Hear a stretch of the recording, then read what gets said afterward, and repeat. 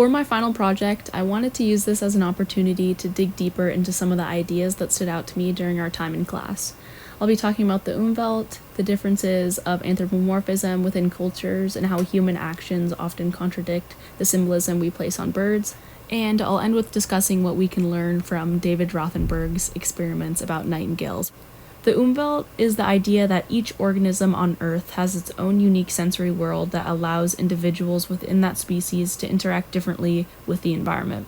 Because as humans, we have our own Umwelt or sense of perception, we often regard that as the correct or even only way of receiving information from the world.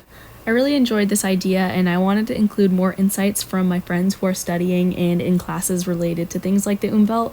One of my friends is Megan, who is a speech and hearing sciences major, and Annalise, who is a psychology major, and I wanted to discuss this topic with them more.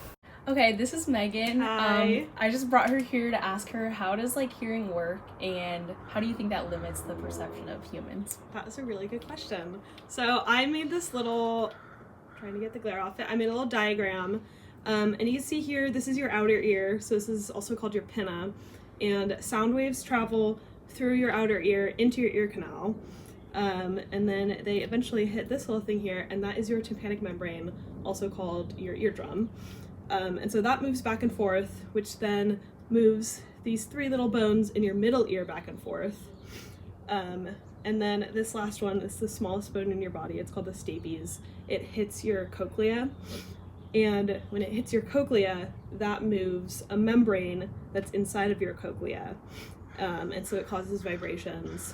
And those vibrations, it's kind of complicated once you get to the cochlea, but essentially that sends a signal up to your brain telling you that you heard a sound, right? And so depending on where on the cochlea this membrane vibrates, that is going to tell your brain that you heard a different frequency. And so this whole system is very finely tuned for human speech, basically. We can hear anywhere from about 20 to 20,000 hertz, but it works best from 1,000 to 5,000 hertz, which is about the frequency of human speech. So your ear is built to listen to humans, basically. All right, this is Annalise, and I was just wondering, how does sight work and color vision work, and how does that influence our perception as humans? Okay, this is going to be a very brief description, but I have a little diagram here. Basically, we take light from the atmosphere around us, and we are able to interpret that. It goes through our cornea and our lens first, and then it's reflected back onto our retina, and we use that, and it goes through the optic nerve, and then we interpret it in our brain. And what's really cool about color vision is that color is all perception based. So color perception comes from our rods and our cones, mostly our cones. Our cones are for color perception, and these come from our three different types of cones, where we have red, green, and blue wavelengths. So we are able to interpret and see millions of colors by using these three types of cones, and that makes us trichromats. And basically, on the visual light spectrum, we can't see all the different wavelengths, which gives us a disadvantage in the natural environment. Although we also have some advantages for evolutionary reasons, where we are able to use our color perception to our advantage by spotting food in the environment. But in terms of bird watching, we are at a disadvantage, because a lot of the times where birds are active super early in the morning or late at night, we aren't able to perceive color in dim lighting because our rods are active, whereas we need our cones to perceive color. And yeah, that's just a little short description. Awesome. Thank you. As humans, having our own limited Umwelt gives rise to anthropocentrism, which is the belief that humans are the central beings on Earth. Views like this lend to things like anthropomorphism, which means attributing human characteristics to, in this case, animals, and different cultures do this in various different ways.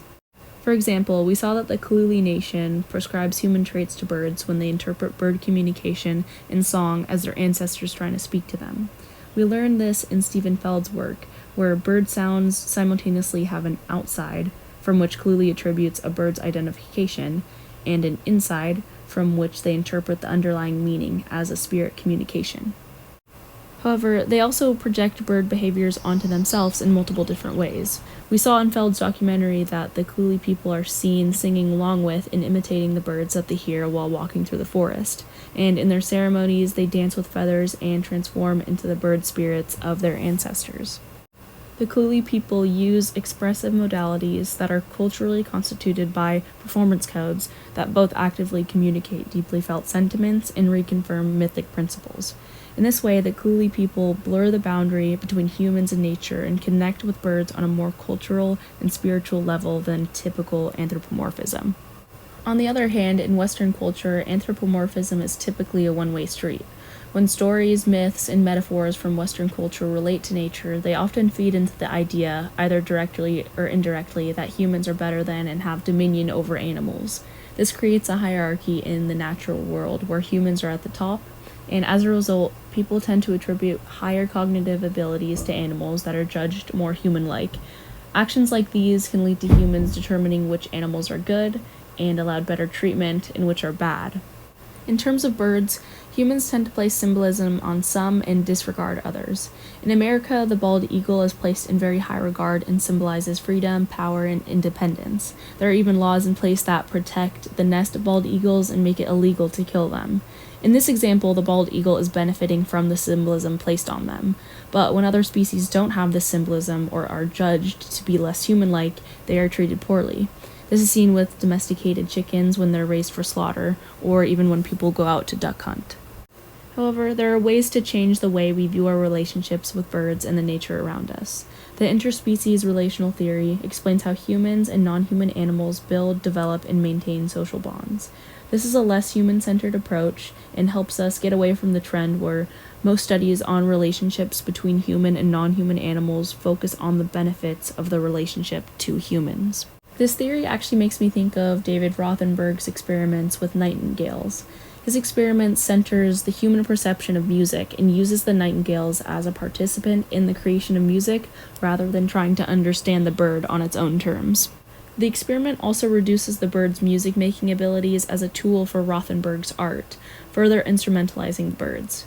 My main question is, how are the birds able to tell the difference between a human trying to communicate with them specifically versus how humans normally communicate in their daily lives? A better experimental design to fit the interspecies relational model would be to work closely with biologists and behavioral researchers to understand the meaning of the songs they interact with and to observe the nightingales in their natural habitat before communicating with music. Before taking this class, I thought that bird watching was more about sight than hearing. I was focused on seeing the color and shape of the bird, so when I first started, I was shocked by how hard it was because I was closing myself off to sounds and music. Now, after a lot of practice, I've realized that bird watching takes multiple senses of perception and context to identify just one bird. By learning these concepts from class, I was able to open my perception to the world around me and learn what bird watching is really about.